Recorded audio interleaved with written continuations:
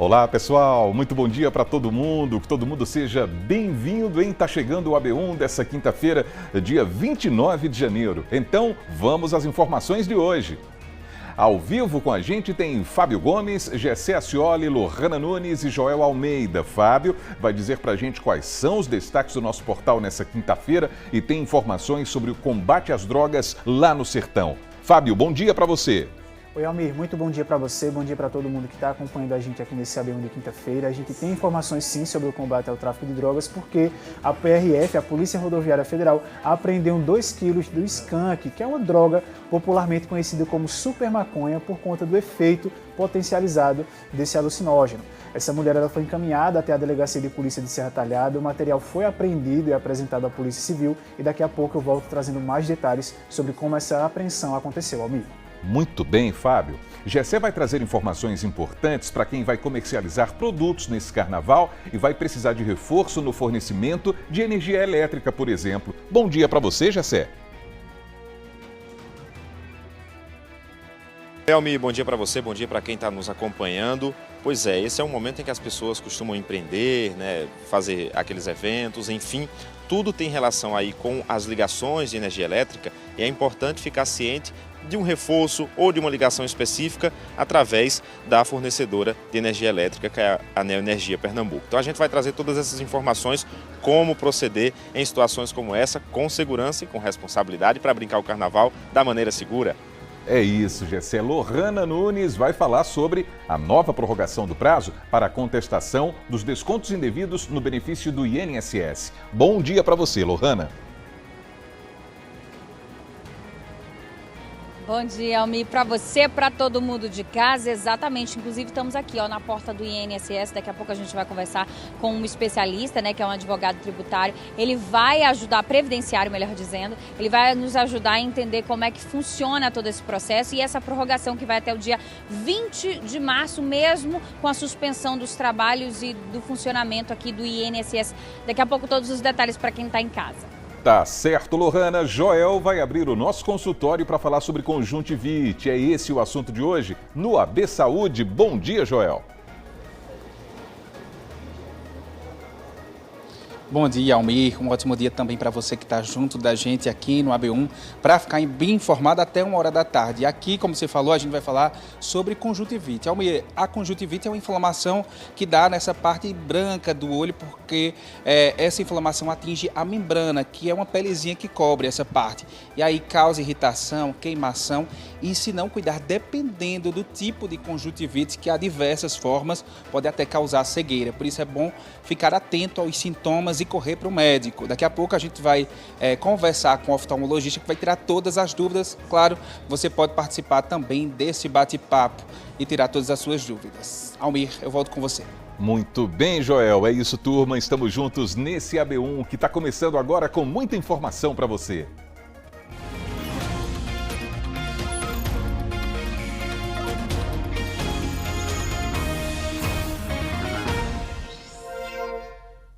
Muito bem, pessoal, 11 horas e 52 minutos. Vamos juntos então aqui na telinha da TV Asa Branca, pelo nosso portal também, o G1 Caruaru e região e ainda pelo Globoplay. Aí do lado tem o QR Code que leva você para o nosso aplicativo para acompanhar o AB1 ao vivo e de graça pela internet. E vamos ver como é que está o clima aqui na capital do Agreste nesse instante.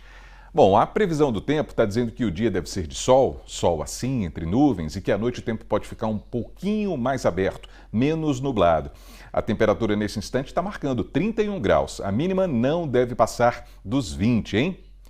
E a gente vai seguindo para a redação agora. Fábio Gomes está chegando porque está na hora de falar sobre os destaques do G1 nessa quinta-feira. Fábio, desde já uma boa tarde para você.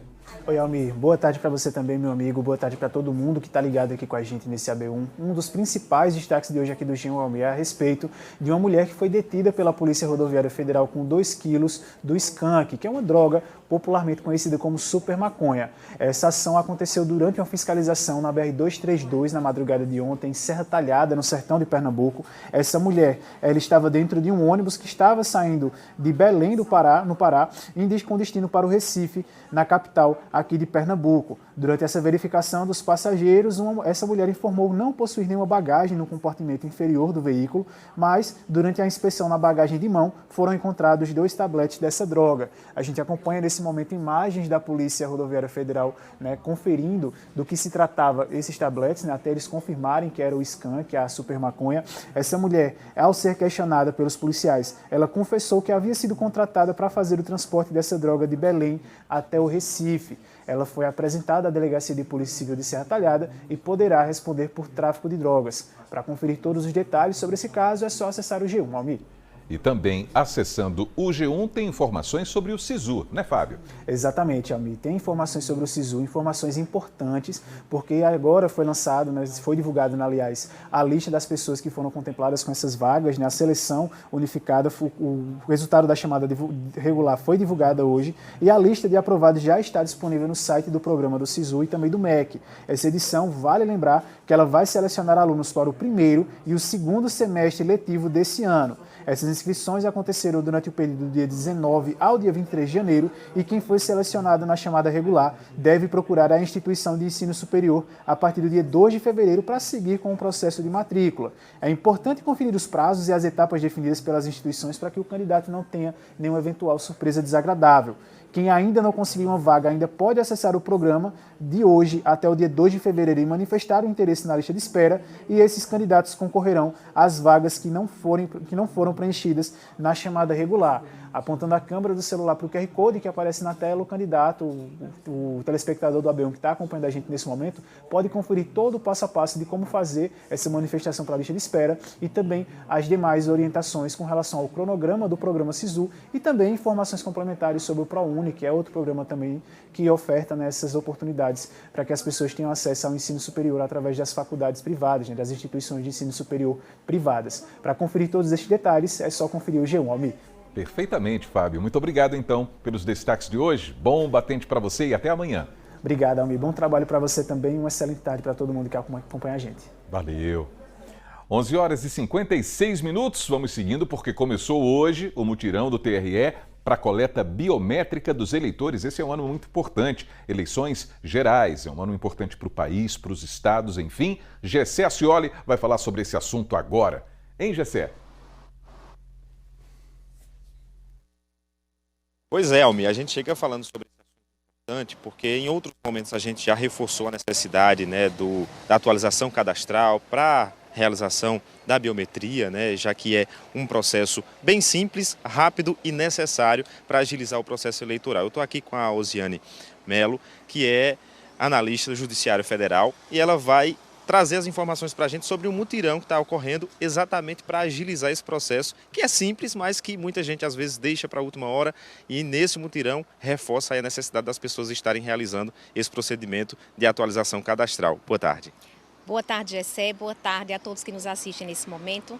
E é isso mesmo, esse mutirão iniciou hoje, é o primeiro mutirão do ano de 2026 e esse mutirão ele vai ocorrer hoje, dia 29, amanhã, sexta-feira, e no sábado também, no horário estendido de 8 às 16 horas. Todos os eleitores eles terão essa oportunidade de uma forma mais ampliada ter acesso a atualização, cadastramento, solicitação de título, enfim, especialmente as atualizações de biometria. E aí é um processo que a gente já reforçou aqui diversas vezes, é um processo simples, rápido, muito necessário. Como é que ele funciona para que as pessoas entendam que não é uma coisa demorada e com o mutirão agiliza ainda mais? Sim, isso mesmo. É um serviço bem acessível, é uma situação bem rápida de ser resolvida. Inclusive o agendamento facilita esse acesso e traz um conforto maior aos eleitores, porque lá no agendamento você escolhe o dia melhor, o horário que fica mais adequado às suas necessidades e não vai enfrentar fila, e é importante a gente salientar que os eleitores precisam realmente procurar a Justiça Eleitoral porque estamos em ano de eleição, o cadastro eleitoral vai fechar no dia 6 de maio e até lá todas as pendências e requerimentos eles precisam ser formalizados. E interessante mostrar para os eleitores que nós temos vários canais, inclusive canais digitais, a internet, o site, temos o Disque Eleitor. Se o eleitor tiver dúvidas com relação à sua situação cadastral ou a necessidade de vir pessoalmente à Justiça Eleitoral, nós temos vários canais acessíveis e, por fim, temos aqui o Fórum Eleitoral como uma ferramenta que está aberta a atender a toda a população. A gente sabe que o mutirão tem essa intenção de agilizar o processo de cadastramento biométrico, mas ao mesmo tempo eu tenho ali algum empecilho em relação ao meu cadastro eleitoral. Pode ser resolvido também no momento da atualização cadastral? Sim, sim.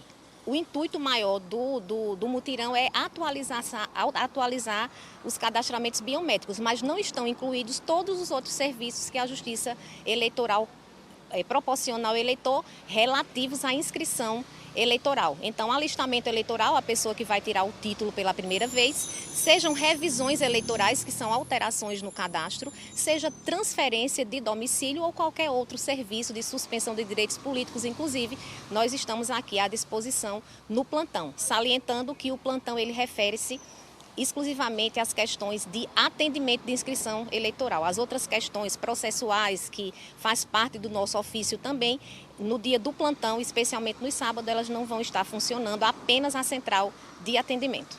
Rosiane, muito obrigado pelas informações tão necessárias e importantes sobre esse cadastramento, a atualização cadastral com a biometria. Importante para o eleitor fazer parte, né, desse movimento eleitoral que aconteceu esse ano, né, o movimento de cidadania, né.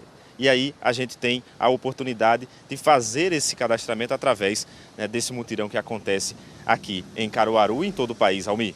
Exatamente, Gessé. Pensou nessa oportunidade importante? Hoje, amanhã, sábado. Sábado ainda tem esse horário estendido, não é, Gessé? De 8 da manhã até 4 da tarde. Tanta gente trabalha hoje e amanhã. No sábado vai conseguir esse tempinho para regularizar essa situação. Muito bem, muito obrigado, viu, Gessé? Daqui a pouquinho você está voltando com outros assuntos. E a gente vai seguindo, pessoal, porque o prazo para a contestação de descontos indevidos no benefício do INSS foi novamente prorrogado, hein? Agora, os beneficiários têm até o dia 20 de março para solicitar a contestação. Lohana Nunes está chegando com os detalhes a respeito desse assunto. Hein, Lohana? Boa tarde para você.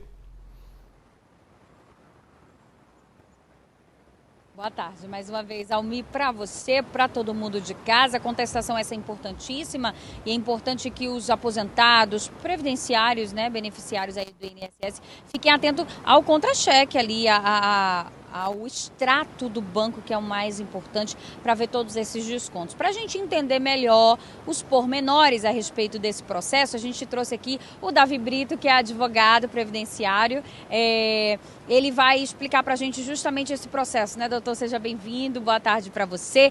Em primeiro lugar, a gente está vendo que a Previdência, ela está meio que fechada, né, paralisada ali. Essa paralisação vai afetar esse processo? Foi por isso que prorrogou? Qual é o motivo da prorrogação? Boa tarde, seja bem-vindo mais uma vez. Muito obrigado, boa tarde a todos que estão nos assistindo. Olha, estamos passando por um período, né, do INSS aí tudo parado. O INSS aí está com prazo de 3 dias aí, tudo fechado pelo sistema operacional do INSS, que está passando por uma reforma. Então o INSS estendeu o prazo para aqueles segurados pensionistas e aposentados que querem pedir o ressarcimento dos valores. Esse prazo foi estendido para o dia 20, né, de março, para que se possa ingressar, né, com o pedido lá no aplicativo, nas plataformas, para pedir o ressarcimento. Esse ressarcimento é muito importante porque passa por toda uma mobilização nacional, né? Os aposentados realmente precisam fazer esse ressarcimento, estão recebendo valores, inclusive, retroativos, e a partir de agora tem que ficar atento ao extrato mesmo, né, doutor? E como é o processo para fazer essa solicitação? Olha, bem simples. Para quem já tem um aplicativo, é só entrar lá no histórico de créditos, tá? Com a sua senha do Gov, lá no portal do Meu INSS, você acessa histórico de créditos e você verifica se existiu algum desconto de entidade associativa. Se existiu, você pode entrar com um pedido ali de contestação desse valor. O INSS tem um prazo de 15 dias, né, para dar resposta se o desconto realmente foi indevido. Sendo indevido, ele vai lhe ofertar a possibilidade de você pedir pelo próprio aplicativo, né, a restituição desses valores, tá? Então você pode fazer essa restituição nas agências dos Correios, na plataforma do meu INSS ou pela Central 135 por telefone.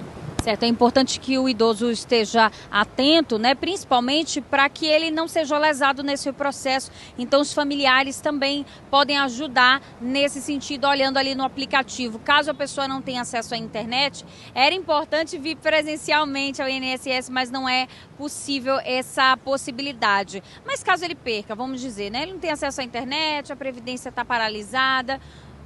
Tem alguma penalidade para quem perder esse prazo até o dia 20 de março? Olha, não. Ainda a pessoa tem a possibilidade de ingressar com uma ação judicial para receber esse ressarcimento. É interessante, Lohane, a gente pontuar também que a pessoa, ela na justiça, se preferir ingressar com esse pedido na justiça, vai demorar mais um pouco, porém você tem a possibilidade de pedir a devolução em dobro.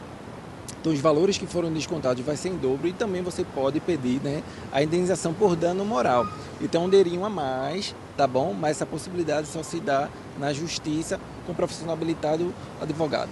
Mas ainda assim é um processo que demora muito mais, né, doutor? Caso ele perca esse prazo. Então é importante estar ali fazendo esse processo até o dia 20 de março, que é o mais importante para não ter nenhuma sequela. Se quiser uma agilidade maior, entrar pelo aplicativo, que é o portal mais essencial ali, e fazer o pedido da devolução dos valores. Perfeito, eu agradeço, viu, doutor Davi, pelos esclarecimentos. E é isso, até dia 20 de março, entra pelo portal do Gov, dá uma olhadinha ali no extrato, se tem alguma notificação ou algum débito irregular, você pede a contestação. É importante que seja feito o quanto antes nesse prazo, para que não seja perdido nenhum valor e não tenha todo esse processo de entrar judicialmente para pedir essa correção. É importante que o pessoal fique atento. Eu volto contigo, viu, Almi? Tá certo, Lohana, e daqui a pouquinho tem outros assuntos para a gente tratar aqui nesse AB1. Até já, valeu!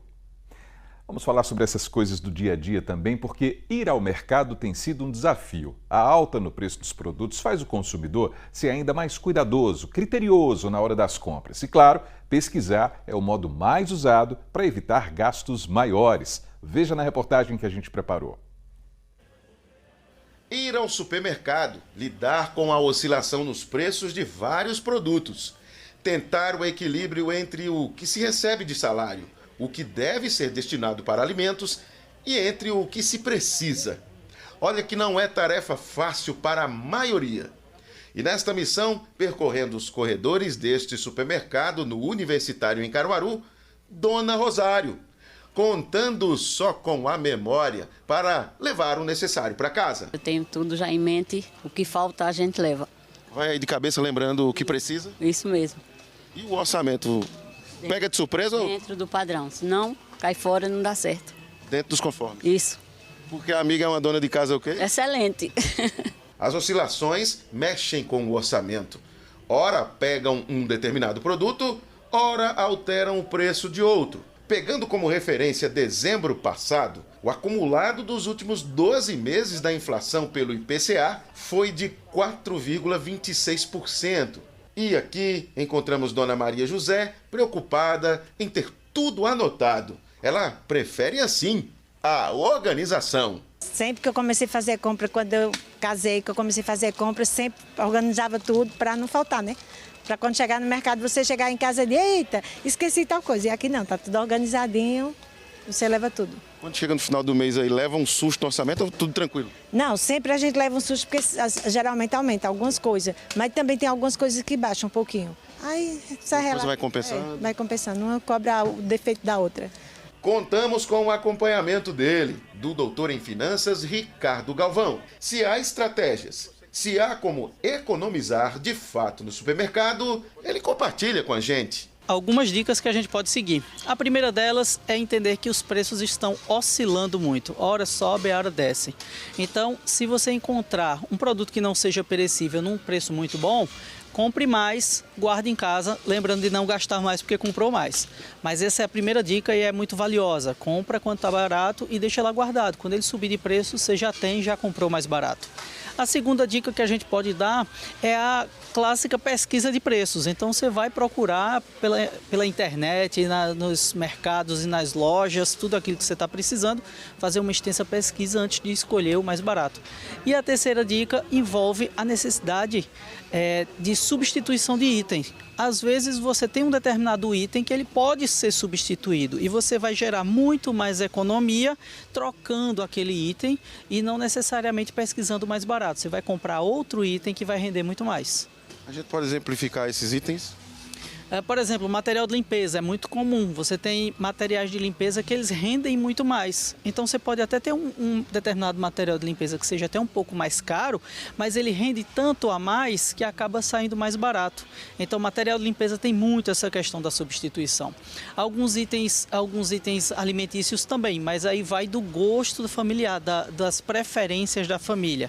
Se pesquisar na internet receitas diferentes, receitas complementares, pode ser que chegue a uma receita, a uma refeição muito mais saborosa e mais econômica. Se a gente fizer aquela comparação que você fez do café. Se a gente pegar o café, às vezes a gente acha que está economizando comprando o produto simplesmente mais barato, mas às vezes ele não necessariamente tem o mesmo padrão de qualidade. Então você acha que está economizando, na verdade você está comprando outro produto de uma qualidade inferior. Assim, muitas vezes o pessoal diz que o café em grãos, a gente sabe o que está vendo ali. Depois que moeu, a gente não necessariamente sabe o que é que tem. Então, muita gente tem optado por comprar o café em grãos, moe em casa e assim vai ter um produto de qualidade que às vezes até fica no mesmo preço do café mais barato. E por falar no nosso dinheirinho, agora a gente vai para o intervalo e ainda nessa edição você vai ver uma reportagem sobre a importância da educação financeira para as crianças, hein? A gente vai trazer todos os detalhes no seu AB1, meio-dia, 10 minutos agora.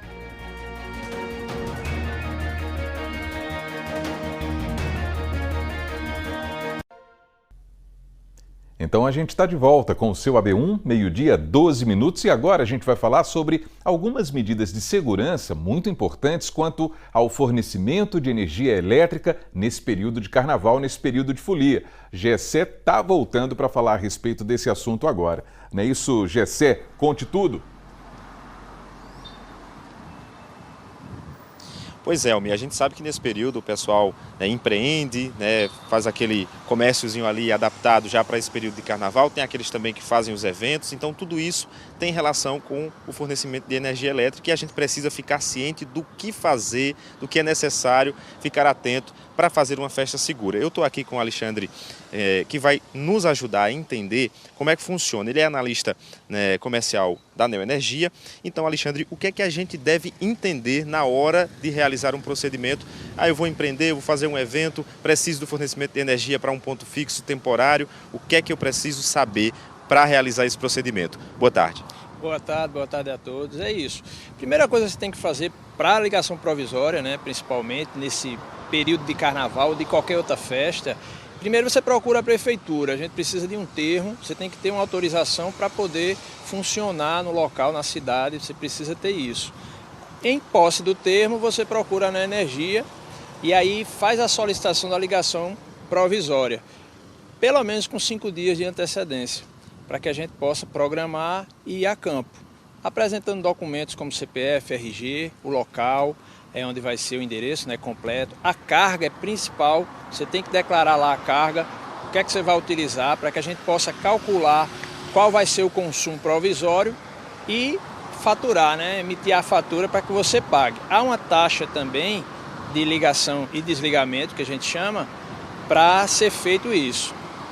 Lembrando que todo o material, seja ele o ramal, a caixa, o disjuntor, todo esse material para ligação provisória, ela é de responsabilidade do consumidor. Uma vez que ele solicitar, a gente vai lá com a equipe, vai fazer essa ligação e aí, falando o que você disse no início, principal, segurança. A gente tem que estar focado nessa parte, aterramento, disjuntor, caixa, isso tudo tem que estar muito adequado à segurança. Posta lá no site da Neoenergia, você consegue visualizar os itens claramente, para que a gente possa fazer o serviço. Tem que estar dentro do padrão, com segurança e com essa documentação em mãos. Termo da prefeitura e a conta de consumo paga. A gente sabe também que muitas dessas situações são referentes à segurança do folião. Então, fica a dica aí. Qualquer dúvida é só procurar aí na Energia. Correto. Segurança em primeiro lugar. É um pilar que a gente não tem como desconsiderar. Principalmente nessa época, o pessoal está muito animado, né? Ter muito cuidado para quem está circulando nas barracas ali, para observar a questão de fios ali expostos. Não é permitido isso.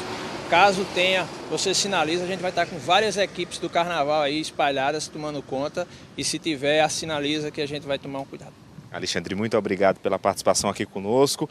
É isso, Almir. Segurança em primeiro lugar, organização para que a festa seja bacana para todo mundo, tanto para quem comercializa, tanto para quem monta o evento, mas para o folião de um modo geral, brincar o carnaval e sair com um saldo positivo no final, sem nenhum tipo de intercorrência. É isso, tranquilidade é tudo de bom também na folia, né, Gessé? Muito obrigado pelas informações, valeu! Agora a gente vai dar um pulinho no Agreste Meridional para ver como é que está o tempo em Garanhuns. Dá uma olhada aí na Cidade das Flores, ó, imagens ao vivo para você. O dia deve seguir assim, de acordo com a previsão, sol, nuvens. À noite o tempo deve ficar um pouquinho mais fechado por lá. Nesse instante, os termômetros marcam 30 graus, tá vendo? A mínima deve ficar ali na casa dos 18 graus. E agora a gente vai para o Momento WhatsApp, porque a dona Severina Coutinho, lá do bairro São Francisco, mandou um vídeo para a gente mostrando a situação do lixo que está incomodando demais a população, hein? Vamos ver. O problema é muito lixo nessa rua Martins Afonso. Meu nome é Severina Coutinho. E há muito tempo existe isso aqui. Ninguém nunca tomou a providência. Entendeu?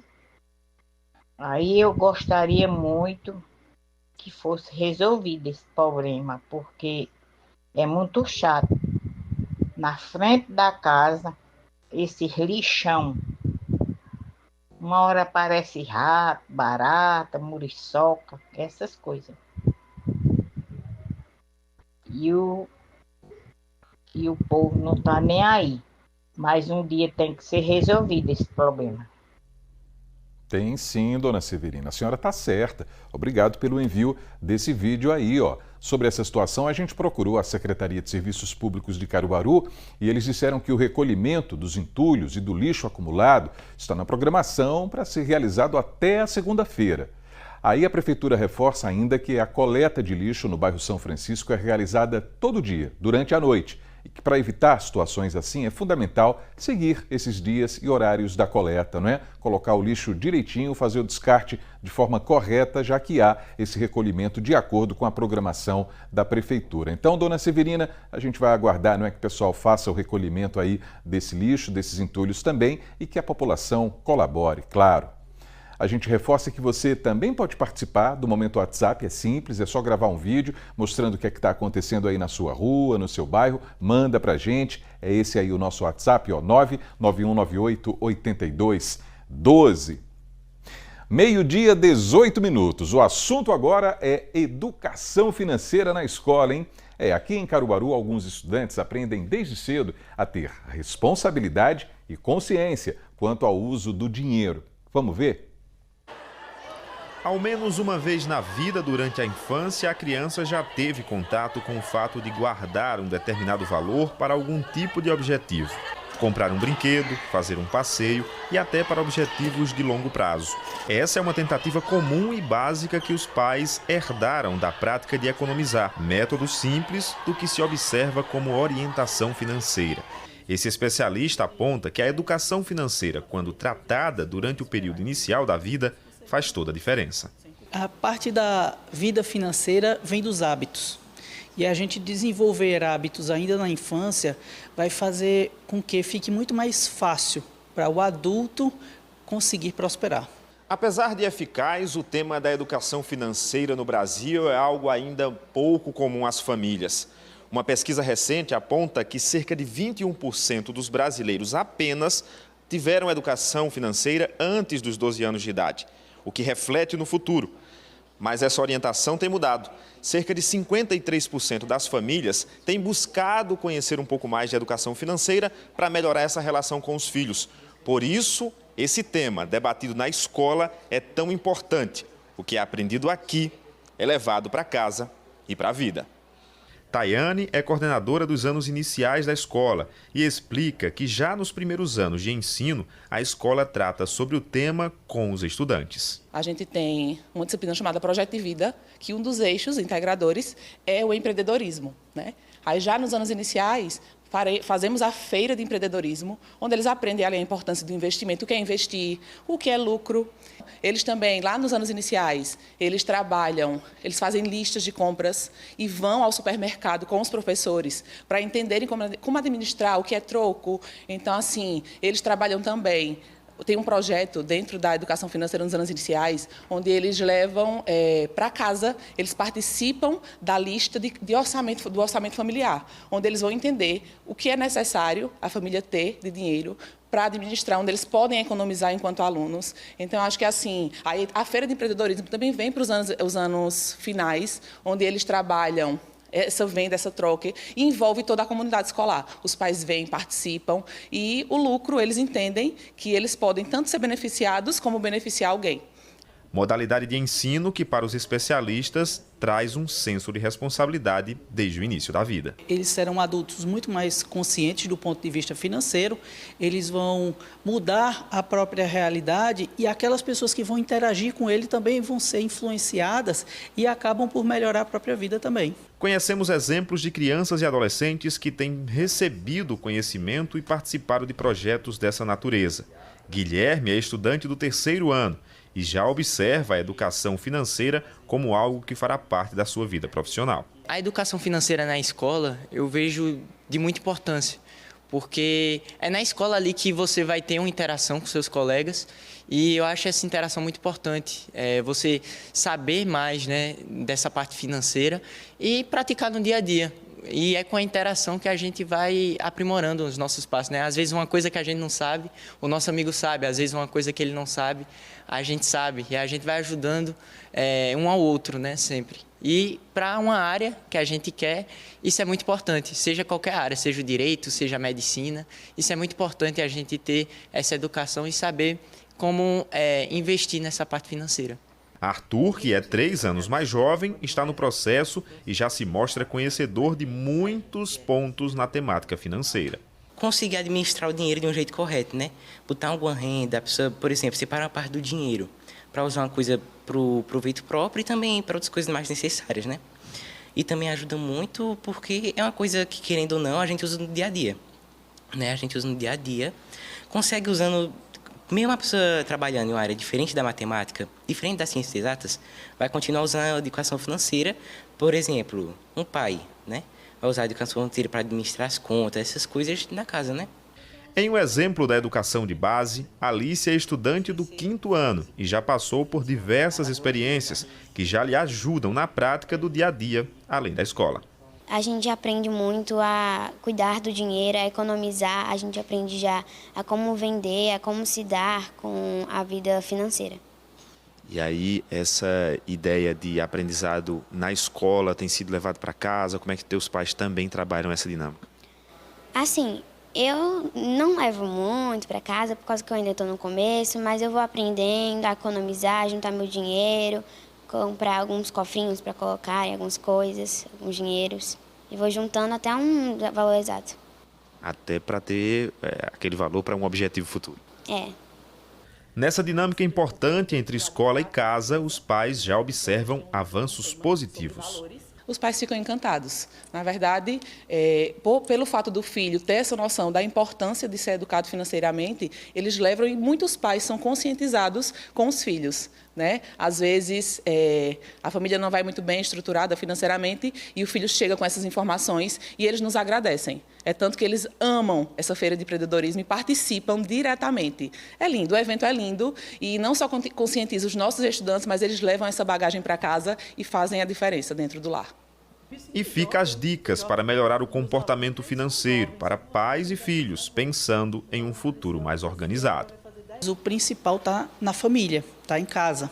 Tanto nos hábitos que a gente vai desenvolver para as crianças, você tem o hábito do poupar, o hábito de ensinar que a criança, se ela esperar um pouco, ela vai ganhar mais, para o conceito de juros. Você pode também ensinar a criança com antecedência o sonho, o objetivo dela e a partir daí construir um plano para que ela conquiste isso. Estamos no início do ano, então o que é que a criança vai querer no final do ano? E a partir daí você monta um plano. Isso vai dar muito aprendizado para ela. E também as dicas. A gente pode sempre lembrar que nunca vai sobrar, você precisa separar o dinheiro de guardar, ele não sobra. Você precisa ensinar também a criança que ela precisa do plano, ela precisa do objetivo dela, ela precisa saber quando ela está comprando por impulso. Então, a dica de você esperar 24, 48 horas antes de comprar para ver se realmente é aquilo que ela quer. Então, todas essas dicas e esses hábitos vão transformando a vida do jovem.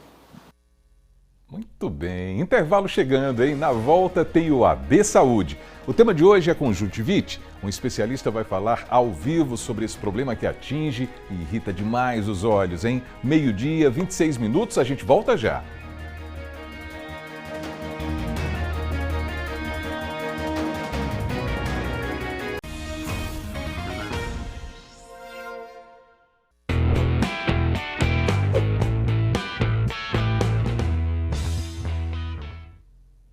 Olha aí que coisa boa, tá na hora de abrir o nosso consultório, hein? E o tema de hoje é conjuntivite. Vamos saber quais são os cuidados necessários com os olhos e os tipos dessa inflamação também. Joel Almeida está chegando no AB Saúde de hoje. Oi, Joel, boa tarde para você.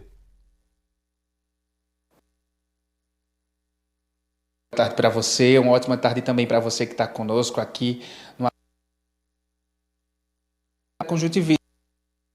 Muito comum nos nossos olhos, né? A gente, como oftalmologista, Dr. Marcelo Maon, nós invadimos o consultório dele para passar essas informações, né, doutor? É informação muito comum, né? O que fazer para evitar? Boa tarde, amigo. Boa tarde a todos. O que fazer? A dica de ouro: não coçar os olhos. É a mão que leva a maioria das bactérias para o olho. Eu diria que é 99% a mão, os dedos. Pronto, doutor. A gente preparou uma reportagem sobre esse assunto também para ajudar você, telespectador, a entender mais sobre ele. Veja. Evanessa é enfermeira e foi durante os atendimentos no trabalho que acabou adoecendo. O diagnóstico? Conjuntivite. Eu percebi uma ardência nos olhos, um inchaço, né, edema, e uma secreção também nos olhos. E de imediato já identificou? Sim, de imediato. No mesmo dia que teve o atendimento, né, um paciente apresentou o sintoma e aí, no final do dia, eu já comecei a sentir esses sintomas. Ela percebeu um aumento de casos na semana em que foi contaminada e precisou ficar em casa 7 dias. Que aí tem que ter esse tempo, né, de incubação. Na verdade, é a incubação do vírus, né? Que apresenta durante 7 dias, você tem que ter o repouso para não haver transmissões. E muita gente aqui apareceu nessa época, né? Sim, bastante. Digamos que uma grande quantidade. Mas diferente do que parece, essa contaminação não é tão simples, já que o olho humano possui 3 camadas de proteção natural, com barreiras de muco, água e óleo, que limpam e enxaguam vírus e bactérias para fora. Mas por causa do tempo seco, nem sempre essas barreiras estão fortalecidas o suficiente. E é aí que a contaminação acontece.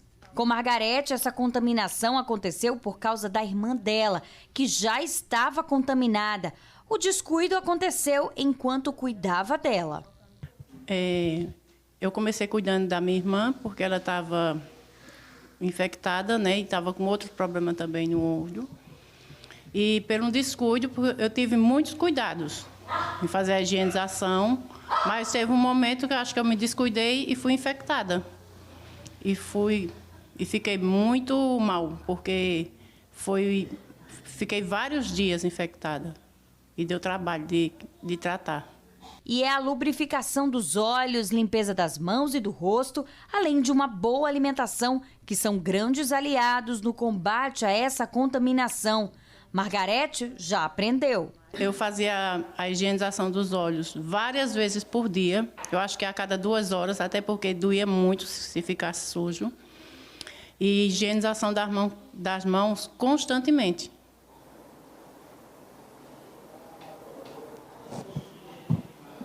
Tá aí a reportagem com essas dicas, né? Pessoa que acabou cuidando da irmã, doutor, e pegou conjuntivite. Agora, vou dizer que coçar os olhos, como a Lohana trouxe aqui pra gente, é um hábito que a gente não deve fazer, como o senhor também disse, mas eu estava aqui, viu, Almir, conversando com o doutor e de repente eu levei minha... Fiz o que não é indicado, né, doutor? Eu vou até perguntar ao senhor, existe alguma forma de evitar que a gente coce o olho? Uma forma muito prática é a gente ter colírios lubrificantes, porque eles hidratam o olho e para de coçar, para com essa sensação de coceira na hora. Qualquer pessoa pode comprar? Qualquer pessoa pode comprar. Lubrificantes. A gente não confundir um hidratante ocular com esses colírios que são vendidos, que eles dão aquela mágica, o olho fica bem branquinho, mas na verdade são vasoconstritores que podem até fazer mal. Doutor, a gente tem a participação dos telespectadores. Vou começar com a pergunta número 1 do Henrique Silva, aqui do bairro Indianópolis, você está acompanhando aí na tela. O Henrique pergunta, é verdade que quem usa óculos não pega conjuntivite? Conjuntivite pode levar à perda da visão? Tem duas perguntas em uma só. Uma só. Henrique, não é verdade. Quem usa óculos também coça os olhos e pode ser infectado. Agora, o hábito de usar os óculos já impede um pouco que você coce esses olhos e que leve à infecção, como nosso amigo Joel aqui coçou os olhos. E a segunda pergunta? A segunda pergunta é se pode levar à perda da visão. Pode. Na medicina, a gente nunca diz sempre e nunca diz nunca. Dependendo da gravidade de uma conjuntivite, você pode ter perda. É raro, mas pode ter perda da visão, sim, decorrente de uma conjuntivite. A segunda pergunta é da Kelly Matos, do bairro Minocópia, aqui em Caruaru. Ela diz assim, existe mais um tipo de conjuntivite? Ela pode levar à perda da visão? Esse termo ite é um termo que se refere à inflamação. Então, ite e conjuntiva, conjuntivite. Apêndice, apendicite. Então, apendicite, inflamação do apêndice. Então, o termo conjuntivite significa uma inflamação da conjuntiva, que pode ser alérgica, pode ser irritativa, né? Colocou perfume, o perfume caiu no olho, provoca uma conjuntivite química.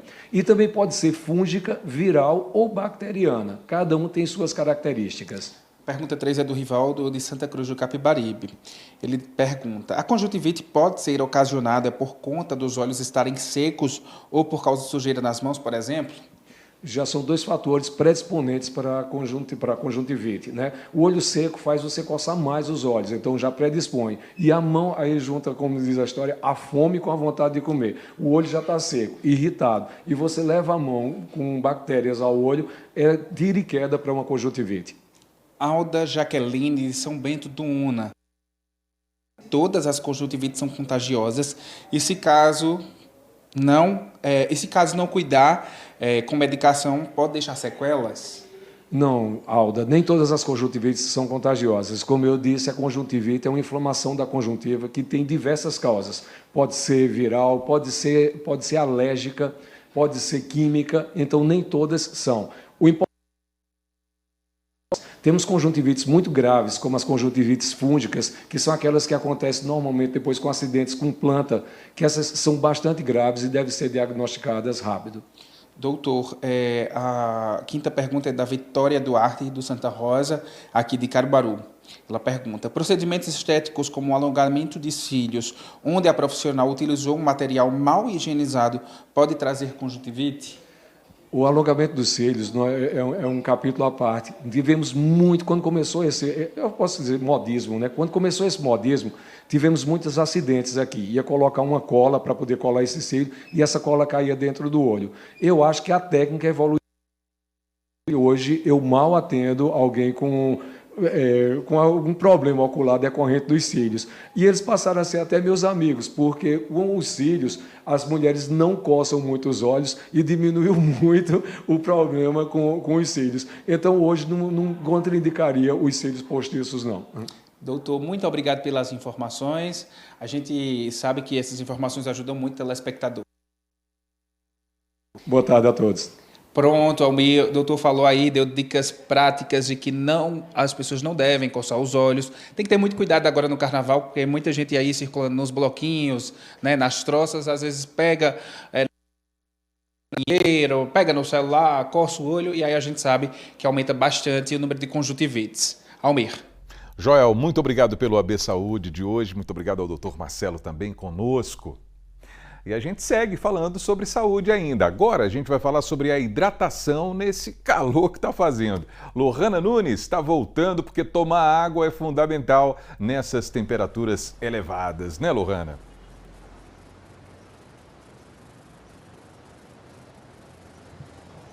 Ave Maria, não fala não, viu, Almi? Aqui no centro da cidade onde nós estamos, na praça, tá um calor, parece que é um sol para cada um. Ontem estava meio nublado, estava fresquinho, mas hoje o sol veio para rachar mesmo o coco da cabeça da gente. Aí a gente fez o quê? Chamou um nutricionista para falar justamente sobre isso.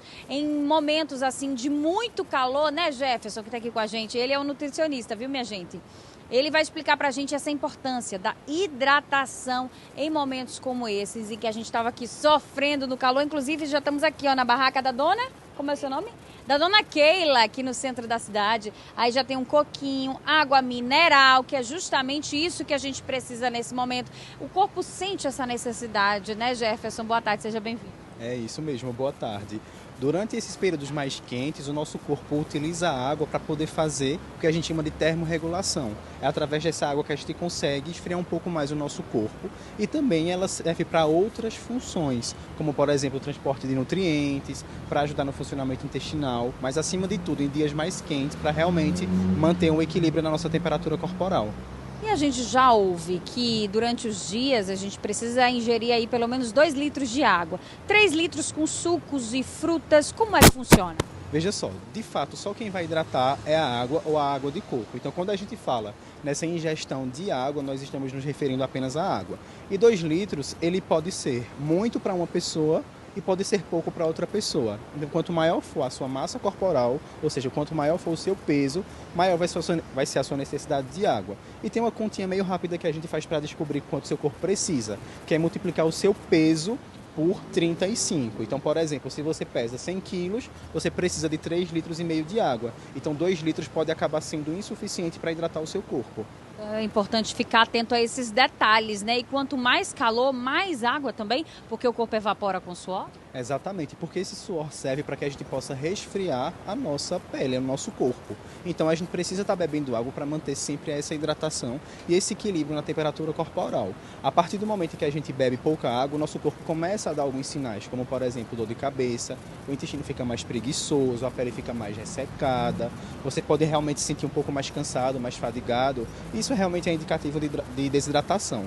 E a gente chama atenção, minha gente, principalmente para idosos e crianças, né? Idosos e crianças nessa fase, elas não sentem tanto a sede, né? Elas ficam ali com aquela sensibilidade menos aflorada, ou seja, elas vão sentir menos essa necessidade e, consequentemente, acabam ingerindo menos água. Então, essa atenção deve acontecer, né? Deve. A gente precisa estar sempre policiando tanto as crianças quanto os idosos, justamente porque, principalmente dos idosos, há uma diminuição nessa vontade de beber água, o que pode fazer com que o corpo permaneça mais tempo desidratado. E quando a gente vem sentindo sede, é porque o nosso corpo ele já vem sentindo essa desidratação há um certo tempo. Tá? Então é importante que a gente faça como se fosse um exercício mesmo. Acorda, bebe de 400 a 500 ml de água. Sempre que pode, ali na metade da manhã, bebe também uma quantidade que é um pouco mais considerável. E mantém esse dia todo com a hidratação, para fazer com que o seu corpo fique hidratado durante o dia todo. Evitando também beber grandes volumes de uma vez. Tem gente que diz assim, mas eu bebo 2 litros de água por dia. Chega na frente de um filtro, toma 1 litro de uma vez. E não pode. O interessante é que você fracione ao longo do dia, para que você mantenha sempre essa constância na hidratação. E a gente fala de ingestão de água, justamente isso que você falou, de ingerir água de vez. Eu esqueci de tomar água hoje, chega à noite, quer beber os 2 litros para bater a meta. Isso pode ter consequência? Pode, isso pode acabar atrapalhando a qualidade do sono. Porque veja só, imagina se você bebe ali durante a noite 2,5 litros de água de uma vez. Então o seu corpo ele vai precisar eliminar essa água através da urina. Então você pode acabar acordando muitas vezes, né, ficando com um sono que não é tão reparador, que não é de tanta qualidade, justamente porque está indo muito ao banheiro. Então tem uma estratégia que a gente sempre utiliza que é beber bastante água durante a manhã, durante a tarde, durante a noite, mas cerca de 2 horas antes que você vai dormir, você dá uma diminuída nessa quantidade, que é para evitar estar acordando muitas vezes para ir ao banheiro. Tem algum tipo de água que não hidrata? A gente fala muito de água com sais, né? Essa diferenciação acontece?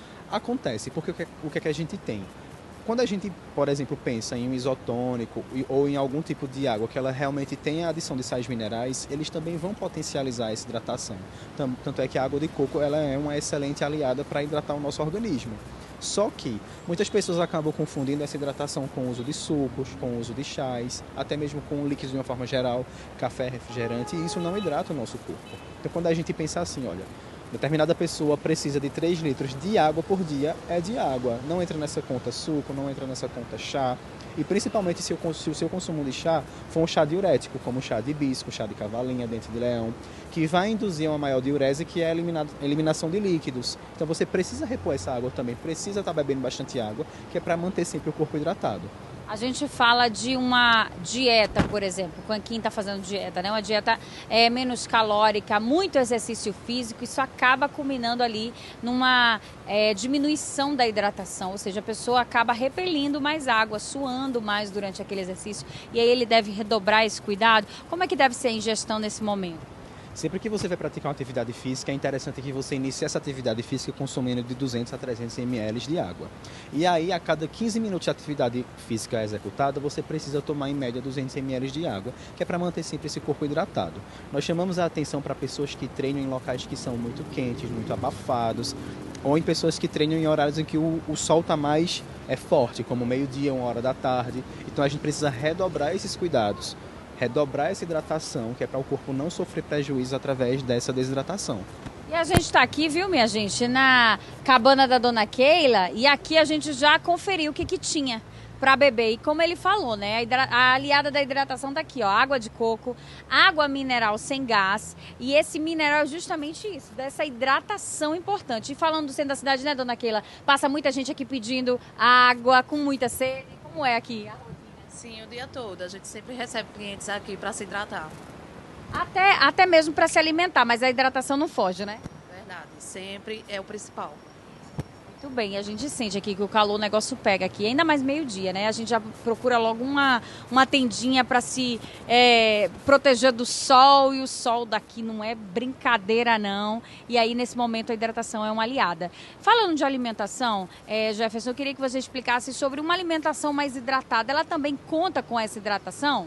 Ela vai contar para que você consiga aumentar a ingestão de líquidos. Por exemplo, nós temos algumas frutas como a melancia, como o melão, que são frutas que são ricas em água, são frutas que são extremamente hidratadas. E isso consegue contribuir para o nosso corpo para que ele se mantenha sempre hidratado. Se você faz o consumo destas frutas, principalmente se elas estiverem geladas, a tendência é que elas possam também resfriar a sua temperatura corporal. Então, em climas muito quentes, em que a gente tem pouca ventilação e que a gente tem realmente aí uma presença muito grande do sol, a gente pode estar utilizando esses aliados. Então, frutas, melancia, melão, até mesmo a laranja, ela também tem uma boa atividade de água. E a gente também percebe que precisa estar associando ao consumo de água mineral, ao consumo de água de coco. Agora, claro, sempre respeitando, obviamente, as quantidades que são ideais para cada organismo. Perfeito. A gente, então, já entendeu que a hidratação é fundamental, mas eu quero saber de você aí. Ô, Almi, você no estúdio, o pessoal trabalhando aí, ou você de casa, já tomou sua água hoje? Já bateu sua meta? Já tomou aquela aguinha? Eu já conferi aqui o meu idoso, o meu Arthurzinho, que tá aqui comigo, que não bebe água, já dei uma aguinha pra ele, já tomei a minha, já tomou sua água hoje? Claro, né? Tem que tomar, né? E você de casa, já tomou? Aí eu volto contigo, Almi, no estúdio. Valeu, viu, Lohana? Muito obrigado pelas informações. O nutricionista que também conversou com a gente. Aqui no estúdio a gente também fica com uma garrafinha guardada ali, mesmo fechado aqui, a gente também tem que se hidratar, né, Lohana? Pessoal da redação, todo mundo. Valeu, muito obrigado pelas informações. O intervalo está chegando e daqui a pouquinho tem o AB Esporte. Aí a gente vai ver como é que foi o empate do Maguari no duelo com o Esporte Clube do Recife pelo Campeonato Pernambucano. A gente volta já, 12h, 46 minutos agora.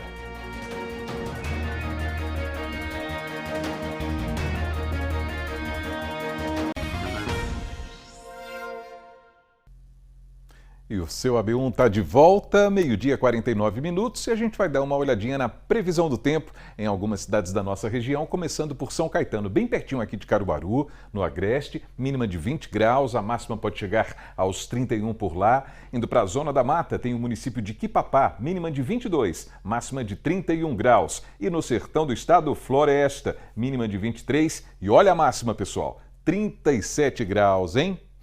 A gente vai seguindo então, porque tá no ar o AB Esporte para a gente falar sobre o Campeonato Pernambucano, porque a 6ª rodada do estadual foi cheia de gols e muitas emoções, não é isso? Matheus Antunes, boa tarde para você, Matheus. Boa tarde, amigo, uma excelente tarde para todo mundo ligadinho no AB1. Um desses jogos animados foi lá em Bonito, estávamos lá no Artuzão e olha o tempo que começou meio nublado, quando a gente vinha trazendo a informação ontem, o sol abriu. Foi um calor danado e teve jogo, teve polêmica, expulsão, gol no fim. Enfim, vamos embora conferir todos os detalhes de Maguari contra o Sport.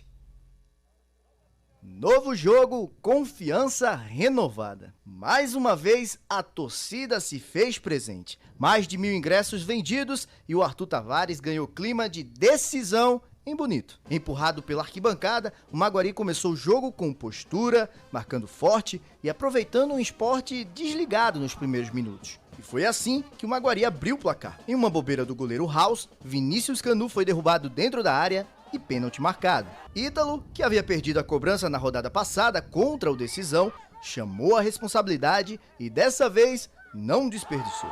Maguari 1, Sport 0. O jogo parecia controlado, mas aos 20 minutos do segundo tempo, o cenário mudou.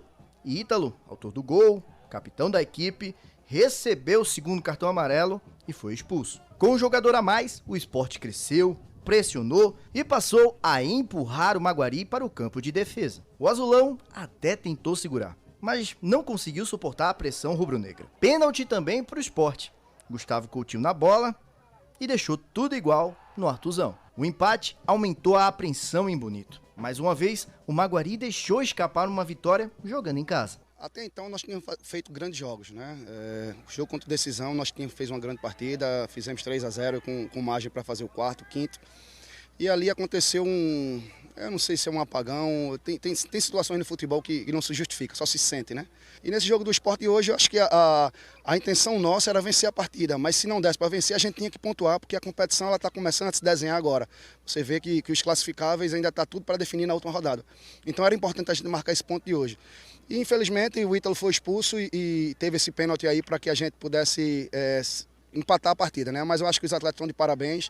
A atitude é essa atitude que a gente espera do Maguari em todos os jogos e graças a Deus a gente chega vivo aí para a última rodada. Já pelo lado do Sport, o treinador Roger Silva comemorou o ponto fora de casa, mas ressalta a queda na postura da equipe. Eu acredito que o campeonato ele é difícil. Uma equipe ou outra que está um pouquinho abaixo, mas desde o começo da semana eu tenho dito que a equipe do Maguari é uma equipe boa, bem treinada, com ideias, bons jogadores, cuidam bem da bola, acho que tem sido feito um bom trabalho.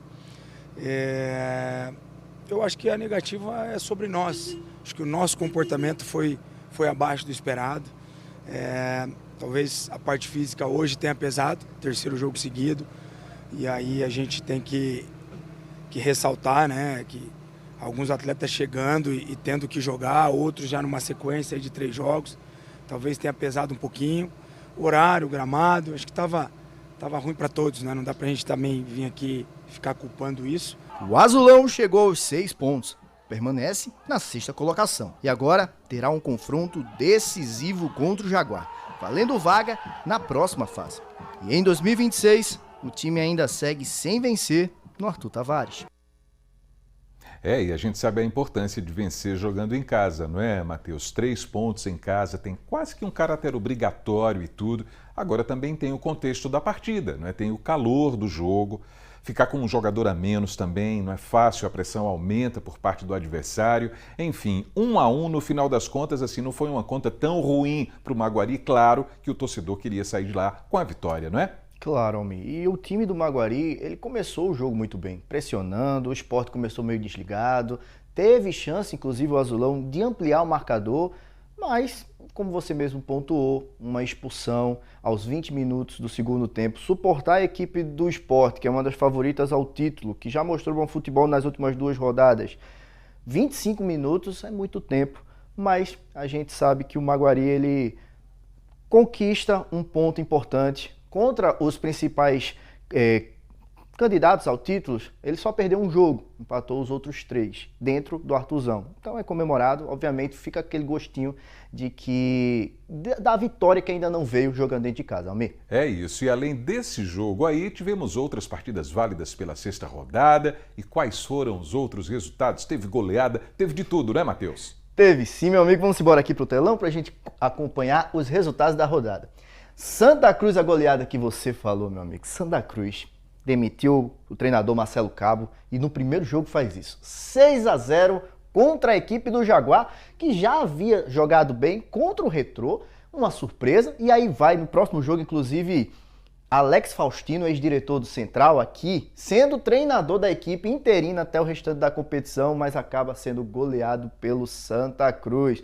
Destaque para o atacante Quirino, também que jogou muita bola nessa partida. O outro jogo também foi decisão contra a Vitória. Decisão que a gente não sabe, a gente não compreende essa equipe. Uma hora joga muito, outra hora perde do Vitória, que ninguém esperava que o Vitória teria uma reação dessa no final da competição, mas foi lá, goleou também a equipe do Decisão por 4-0 e agora um alerta. O Maguari chega a 6 pontos, mas o Vitória tem 4 pontos, então tudo em aberto na última rodada. O Maguari tem que entrar ligado no jogo contra o Jaguar para realmente vencer a partida e não só se classificar para a próxima fase, mas também garantir ali a permanência na Série A1 e não jogar a classificatória no final do ano. E o último jogo, Náutico e Retrô. O Náutico perdeu a primeira no ano para a Fênix, com Wagner Love jogando demais contra a equipe alvirrubra. Olha aí, Matheus, e esses resultados? Você falou que está tudo em aberto, mas esses resultados mexeram na tabela de classificação de alguma forma? Mexeram sim, vamos conferir agora, porque tem um novo lanterna na competição. O Jaguar caiu para último colocado, Vitória agora está naquela zona que nem se classifica, mas também não cai de divisão. Vitória ultrapassou o Jaguar, chega a 4 pontos.